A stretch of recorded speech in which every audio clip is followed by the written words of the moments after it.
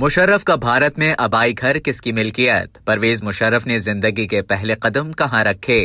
General retired Pervez Musharraf کا آبائی گھر دہلی میں واقع ہے، جہاں آج کھانے پینے کی جگہیں اور ایک سنیما واقع ہے۔ پرویز مشرف نے 11 اگست 1943 میں دہلی کے دریا گنج کی نہر والی حویلی میں آنکھیں کھولیں، جہاں انہوں نے تقریباً نصف دہائی گزاری۔ پھر اپنے والدین کے ہمراہ پاکستان ہجرت کر گئے تھے۔ 1999 میں نواز شریف کا تختہ الٹنے کے بعد جب پرویز مشرف نے بھارت کا دورہ کیا تو دہلی کا رخ بھی کیا، جہاں انہوں نے اپنا بچپن گزارا۔ نہر والی یہ حویلی مغل طرز پر بنائی گئی تھی۔ اس میں محراب، طاق، جالیوں کے پردے اور ایک بڑا صحن بھی موجود ہے۔ فیض بازار میں واقع اس حویلی میں خواتین کے لیے الگ حصہ مختص کیا گیا۔ یہ حویلی اسی علاقے میں قائم ہے جہاں اس وقت میں اردو کے معروف شاعر مومن اور علی گڑھ مسلم یونیورسٹی کے بانی سر سید احمد خان رہ چکے ہیں۔ آج یہاں سر سید احمد خان کے نام سے منسوب سڑک موجود ہے۔ پرویز مشرف اور ان کے اہل خانہ کی پاکستان ہجرت کرنے کے بعد اس حویلی کے کئی مالک تبدیل ہوئے۔ اسے پریم چند گولا نامی شخص نے خریدا تھا، جس کے 3 بیٹے اس حویلی میں مقیم رہے۔ آج ان کے پوتے اس جگہ کے مالک ہیں، جہاں اب گھر، دکانیں، ریسٹورانٹ اور پرانا گولچا سنیما ہے۔ لیکن اس علاقے کے پرانے مکین ہر ایک کو آج بھی یاد دلاتے ہیں کہ پاکستان کے سابق صدر فوجی جنرل ریٹائرڈ پرویز مشرف نے زندگی کے پہلے قدم ہمارے ہی دریا گنج میں رکھے تھے۔